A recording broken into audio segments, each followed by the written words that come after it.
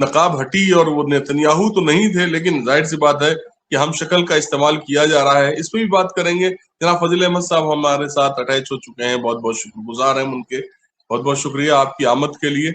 आप हमारे साथ अस्सलाम मौजूद हैं वालेकुम। और तमाम लोग, वालेकुम सलाम व रहमतुल्लाह, तमाम लोग आपको सुनने के लिए बेचैन है। बजाय इसके कि मैं और तमाम तफसीली गुफ्तगू करूं, मैं आपसे सवाल की बिना सवाल लेके सबसे पहले आ जाऊं, क्योंकि लोग हमारे लिए सुनने को बैठे हैं।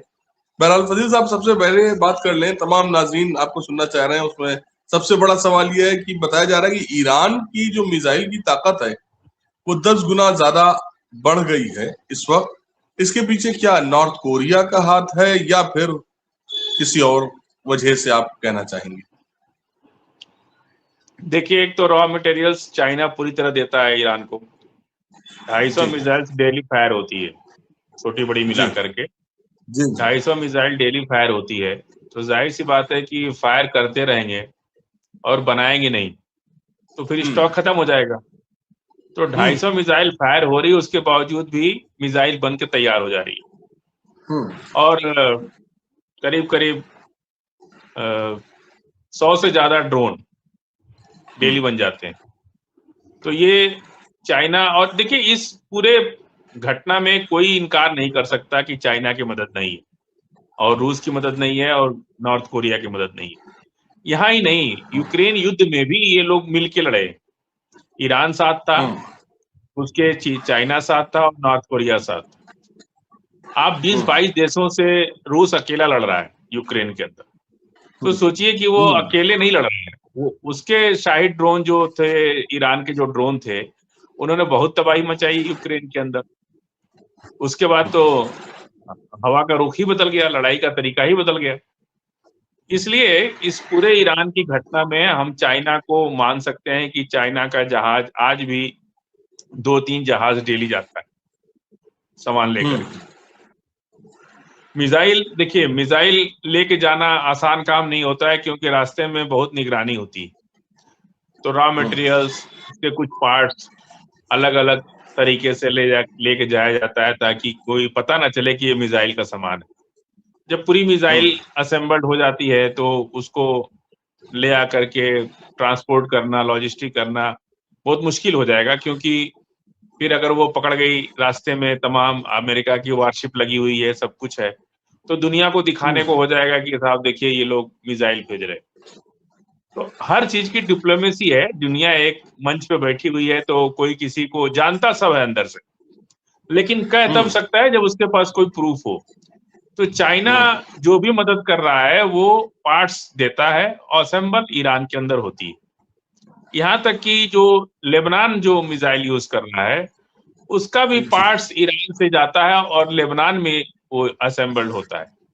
जो हूती इस्तेमाल कर रहा है उसका भी पार्ट्स चाइना से जाता है और हूती उसको असेंबल करता है। मिसाइल, तैयार मिसाइल कहीं से कहीं नहीं जाती है। अगर जाएगी तो वो पकड़ी जाएगी, तो दुनिया भर में कहने को एक बात होती है कि देखिए ये लोग मिसाइल सप्लाई कर रहे हैं, यानी युद्ध में उनको मान लिया जाएगा कि ये लोग साथ हैं। लेकिन फिलहाल अभी किसी के पास कोई प्रूफ नहीं है कि चाइना ईरान की मदद कर रहा है या रूस मदद कर रहा है, क्योंकि सब मटेरियल जा रहा है। और प्रेसिडेंट ट्रम्प के बारे में आपने कहा कि वो बीमार है, अस्पताल में भर्ती हैं। बहुत से लोग तो आज चला दिए कि वो अल्लाह को प्यारे भी हो गए। आज बहुत सी मीडिया में ये भी चल गया, बहुत सी मीडिया में चल रहा है कि पायलट को अमेरिका ने, यूएसएस ने छुड़ा लिया। अगर छुड़ा लिया होता तो उसकी माँ से, पायलट की माँ से अपील क्यों करवाते? जी जी आप समझ जी रहे बात को? अपील करवा, बहुत नैरेटिव का भी बहुत लड़ाई में एक महत्व होता है। सोशल मीडिया बेशक। भी अलग अलग मिजाज की होती है, अपने अपने तरीके से लोग उसको चलाते हैं।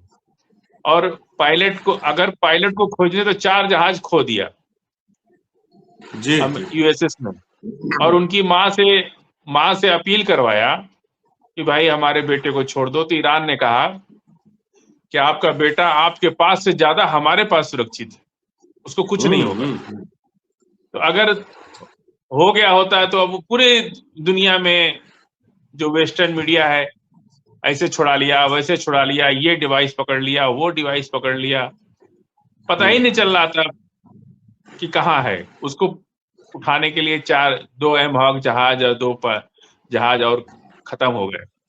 तो ये सब नैरेटिव जो चल रहा है। और एक बात आपने और कही, उसको भी उसके बारे में भी जवाब दे देते हैं कि हम पहले बोल रहे थे ना, नेतन्याहू का डुप्लीकेट जो है घूम रहा है, वही जो है आवाज बदल करके और दाएं बाएं। अब सोचिए कि पार्लियामेंट में आपने कहा कि नकाब उतर गया, कोई और था, नेतन्याहू थे ही नहीं। तो ये सब चल रहा है दुनिया के अंदर। नेतन्याहू कहाँ है अभी भी पता नहीं है किसी को। और अब कल से ये भी खबर, प्रेसिडेंट ट्रम्प के बारे में भी यही खबर आएगी कि वो हैं भी कि नहीं है, कहाँ है, बीमार हैं कि सही हो गए। 3 दिन के लिए उनको छुट्टी दी गई है, रेस्ट पे हैं। और जो खबरें आ रही हैं कि वाशिंगटन डीसी में जो है पूरी रोड खाली कराई गई है, लाल गाड़ियों का काफिला वहां लगा हुआ है, हॉस्पिटल खाली करा के वहां पे ट्रम्प को एडमिट कराया गया है। छोटी मोटी सामान्य बीमारी होती है तो इनके घर में ही अस्पताल होता है। कुछ बड़ी बात है इसलिए जो है, कुछ बड़ी बात है इसलिए जो है हॉस्पिटल में एडमिट है और पूरी दुनिया को सकते में डाल दिए हैं, परेशानी में डाल करके। अब क्या होगा, देखिए क्या होता है जी। बहरहाल है तो बड़ा टफ इस वक्त कुछ भी कहना, क्योंकि एक तो सोशल मीडिया का दौर, ऊपर से वेस्टर्न मीडिया ने सबको घेरा हुआ है। तो आप बिल्कुल सही कह रहे हैं कि ऐसे मौके में बड़ा मतलब वजाहतें करना बड़ा मुश्किल हो जाता है उसके पीछे समझने के लिए। बहरहाल एक बड़ी खबर और मिली है कि नॉर्थ कोरिया से तकरीबन 16,000 किलोमीटर वार करने वाली 500 मिसाइल ईरान भेज दी गई। क्या आपको लगता है कि आज एक और मंत्रालय, ईरान के मंत्रालय से भी बात हुई थी, तो उन्होंने एक बयान दिया था कि हम अमेरिकी फौजी मतलब अमेरिकी लोगों के लिए परेशान उनको नहीं करना चाह रहे हैं। तो क्या ये उसका जवाब है, या फिर आपको लगता है कि आने वाले वक्त में जो आप कहा करते थे कि यहीं से बैठ के जो है न्यूयॉर्क में गिरेगी या तो वहां व्हाइट हाउस पे गिरेगी, तो क्या बात सही होने वाली है? ईरान में इतनी बड़ी मिसाइल भेजने की क्या जरूरत है? 16,000 चलाने में कहीं बीच में कोई मिसाइल हाफ गई तो कहीं और गिर जाएगी। क्यूबा है ना बगल में, पहुंचा दिया जाएगा। क्यूबा तो बगले में है। क्यूबा को एक्टिव क्यों किया गया है समझिए आपको। अमेरिका छिपा रहा है। जी टेक्सास पे इतना बड़ा हमला हुआ और अमेरिका उसको छिपा रहा है। तो मिसाइल ईरान की जरूरत नहीं है, क्यूबा पहुंच जाएगी, वहीं से छोटी मिसाइलें अपना काम कर देगी। जिस तरह से इजराइल पे मिसाइल गिर रही है, वही सेम सिचुएशन अमेरिका, आखिर में रूस और चाइना को, ईरान को मिल करके नॉर्थ कोरिया को लड़ाई जो है अमेरिका में ही लड़नी पड़ेगी, तभी इसका अंत होगा।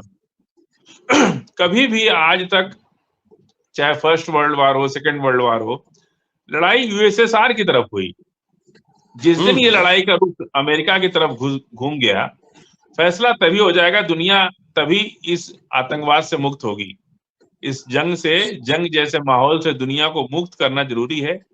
उसके लिए अमेरिका पर मिसाइल गिराना बहुत जरूरी है। जब तक अमेरिका पर मिसाइल नहीं गिरेगी, और उसके लिए इन लोगों ने क्यूबा को टारगेट, मतलब क्यूबा को अपना जगह बना लिया है, तो क्यूबा में तैयारी शुरू कर दी है। इसीलिए अमेरिका उसको चारों तरफ से घेरे हुए है कि कोई भी जहाज अंदर ना जाने पाए।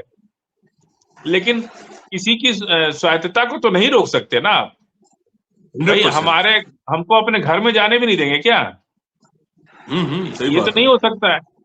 तो क्यूबा को एक्टिव इसीलिए किया गया है कि अगर अमेरिका नहीं संभला तो क्यूबा के माध्यम से लड़ाई जो है अमेरिका तक पहुंच जाएगी। जी, आप बिल्कुल सही कह रहे हैं। जैसे अभी आपने इजराइल का नाम लिया, तो उसके ऊपर बात की जाए तो यमन, ईरान और लेबनान, तीनों साइड से, तीनों डायरेक्शन से इजराइल पे हमला हो रहा है। अच्छा, अगर यही हाल रहा, जो कंडीशन है, क्योंकि ये भी पता लग रहा है कि बूट ऑन ग्राउंड वाला मसला जो आजकल चल रहा है, वो 10 किलोमीटर इजराइल के अंदर हिजबुल्लाह जो है पहुंच चुका है। तो बूट ऑन ग्राउंड वाला मसला तो उन्होंने हल कर लिया अपना 10 किलोमीटर, और एक तरफ यमन अंदर से 10 किलोमीटर पहुंच चुके हैं, लेबनान और इधर से ईरान, 3 साइड से जो इस पे हमला हो रहा है। तो आपको क्या लगता है, इजराइल को खाली कराने में और कितना वक्त चाहिए? नहीं 10 नहीं 40 किलोमीटर घुस चुका है। अच्छा, इन्फॉर्मेशन नितानी नदी पार कर चुका है ना वो। लेबनान जो है नितानी नदी पार कर चुका है। वो इसका पुल लोगों ने इसीलिए गिरा दिया था ना कि वो ना इस पार आ पाए। तो जब नेताली नदी पार कर लिया तो इसका मतलब इजराइल में घुस गया वो 40 किलोमीटर दूर पहुंच चुका है इजराइल के, और इजराइल उसको खाली नहीं करा पा रहा है। और जो high range long range missile जो है हिजबुल्लाह भी यूज कर रहा है, ऐसा नहीं है कि वो यूज नहीं कर पा रहा है। वो लॉन्ग रेंज मिसाइल और ग्राउंड मतलब बूट ऑन ग्राउंड की लड़ाई शुरू कर चुका है। वो टैंक वैंक लेके पहुंच गया अपना, और वहां लड़ाई शुरू है। एक तरफ से हिजबुल्लाह, दूसरी तरफ से हमास, तीसरी तरफ से समुंदर के रास्ते से हूती घुस जाए, क्योंकि वो लोग बड़े मास्टर हैं नाव चलाने में, छोटी छोटी बोट्स है उनके पास, वो दूर दूर तक निकल जाते हैं। समुंदर के वो राजा हैं, हूती जो है ना वो समुंदर के राजा हैं। और जॉर्डन में आप देख जिस तरह से क्या नाम उसका बहरेन के बादशाह भागे ना जी, बहरेन के बादशाह भाग गए, अगला नंबर जॉर्डन का है। बहुत जल्दी आप देखिएगा कि जॉर्डन भी जो है उनके भी बादशाह भागेंगे, और जब भागेंगे तो जॉर्डन के थ्रू भी लोग घुसने की कोशिश करेंगे तेल अवीव की तरफ। चार तरफ से हमला होगा, एक तरफ अरब है, एक तरफ आधे में अरब आधे में जॉर्डन है, एक तरफ हमास है, और एक तरफ समुंदर है, एक तरफ लेबनान है। तो ये चारों तरफ, और ऊपर से मिसाइल गिर रही है ईरान की। तो इनका जो आईडीएफ है ना वो पूरी तरह से अब अपना 4 साल हो गया लड़ते लड़ते कंट्रोल खो रहे। जी, मुझे आपका वो जुमला याद आ रहा है कि जब पब्लिक चलेगी तो जॉर्डन से होते हुए इजराइल पहुंचेगी। वो मुझे लग रहा है कि वो जो आपने अभी पिछले 3 महीने पहले कहा था वो अब जो है वाकया सामने आने वाला है बहुत जल्द। बहरहाल 5 जहाज ईरान तक चीन से भी पहुंचे हैं, जिसकी अभी आप बात कर रहे थे, रॉ मटेरियल्स के साथ में। ये मटेरियल वो है जो रॉकेट को या मिसाइल को एयर में जाने के लिए मदद करता है, और ये पूरी तरह से पहुंच चुका एक इंफॉर्मेशन के जरिए से। क्या लगता है आपको आने वाले वक्त में ईरान और ज्यादा मजबूत होने की कगार पे आ रहा है? अब तो उसको स्ट्रेट ऑफ हॉर्मुज से टोल टैक्स मिल रहा है। जो तेल दुनिया में कोई नहीं खरीदता है उसका तेल खरीदा जा रहा है। खाने पीने के सामान और जो भी उसका सारा सामान ईरान से लोग खरीद रहे हैं। इसलिए खरीद रहे हैं कि भाई ईरान उसे स्ट्रेट ऑफ हॉर्मुज से जाने के लिए जगह दे देगा। तो ईरान तो लगातार और आगे बढ़ रहा है, उसको युद्ध से कोई नुकसान थोड़ी ही है, उसको युद्ध से फायदा है। तो वो क्यों चाहेगा कि युद्ध बंद हो? और पूरा अरब में अमेरिका को खाली भी कराना है। बहुत धीरे धीरे सेना अमेरिका वहां से हटा रहा है, अपनी सेना अरब से काफी सेना जो है धीरे धीरे हटा रहा है। जिस तरह से 2-2 वारशिप उनका JWR और अब्राहम लिंकन डूबा, तो उन्होंने समुंदर का रास्ता छोड़ दिया, मतलब समुंदर खाली कर दिया। 4 जहाज तो कल गिरा, तो अब हवा भी खाली कर देंगे। अब वो लड़ेंगे कैसे? ईरान से कैसे लड़ेंगे? और उनके पास अगर 100 जहाज भेज दें तो ईरान के पास सटीक मिसाइल आ गई है रूस की बनी हुई, जो इंफ्रारेड किरण को भी पकड़ लेती है, वेव्स को। और उसी के चलते जो है जितने जहाज जाएंगे कोई बच के वापस आएगा नहीं। अब ईरान के पास वो टेक्नोलॉजी हाथ लग चुकी है कि इनके जितने फाइटर जेट्स जाएंगे यूएस के, कोई उसमें से बच के नहीं आएगा। इसलिए अब वो जहाज भेजेंगे भी नहीं। और इधर इजराइल अपना मिसाइल मार रहा है। ईरान इजराइल पे जो मिसाइल मारता चला जा रहा है, और कुवैत, कतर, अरब कोई छोड़ नहीं रहा है किसी को। सब सबकी जो है ना ओवरऑलिंग करते ना, ओवरऑलिंग सुने, ओवरऑलिंग हम लोग बहुत दिन से जो है सद्दाम हुसैन के बाद ये लोग सोना के जहाज में घूम रहे, सोना के बाथरूम में जा रहे, सोना के बिस्तर पर सो रहे, सोने की प्लेट में खाना खा रहे। ये अल्लाह को अच्छा नहीं लग रहा। अवाम का हक मार के आप सारा पैसा अपने अपने लग्जरी पर, अपने चीजों पर खर्च कर रहे। दुनिया भर में कितनी गरीबी है, लोग मतलब 10 रुपए की दवाई नहीं से मर जा रहे, दूध नहीं मिल रहा बच्चों को, एजुकेशन नहीं है, सड़कें नहीं है। ये जो तेल मिला है अरब के अंदर, जो तेल है, पूरी दुनिया का हक है इस पर। ये नेचुरल रिसोर्स है, इसको आपने अपना मतलब लग्जरी जिंदगी जीने का आपने माध्यम बना लिया। ये तेल की वजह से ये लोग इतना रिच हो रहे हैं ना।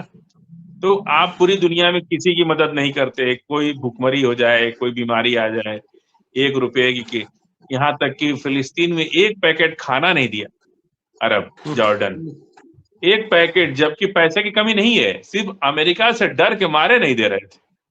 चाहते तो दे सकते थे, ना लेकिन बिल्कुल सही अमेरिका बात। से डर के मारे वो 1 पैकेट खाना भी नहीं दिए। फिलिस्तीन के लोग भूखे मरते रहे, तड़पते रहे, दवाई के बिना मरते रहे, आंधी तूफान से लड़ते रहे, लेकिन 1 पैकेट दवाई और 1 पैकेट खाना नहीं दिए। फिर आपकी दौलत किस काम की है? आप अमेरिका बेशक। से ये तो कह सकते हो कि भाई आप बम मत मारो, आप ह्यूमैनिटी ग्राउंड। आज कितना तकलीफ हो रही है कि ईरान को जो है हमला ना करे इसराइल के ऊपर। मतलब इसराइल पे हमला हो रहा है तो अरब लोगों को बहुत तकलीफ हो रही है, बादशाह लोगों को, लेकिन फिलिस्तीन के बेगुनाह मर रहे थे तब इन लोगों को तकलीफ नहीं हो रही थी। हाँ, जी। फिर तब तो आंखें बंद किए हुए थे। बहरहाल तमाम नाजरीन इस वक्त बड़ी तादाद में हमारे साथ मौजूद हैं। बजाय इसके कि मैं सवाल करूं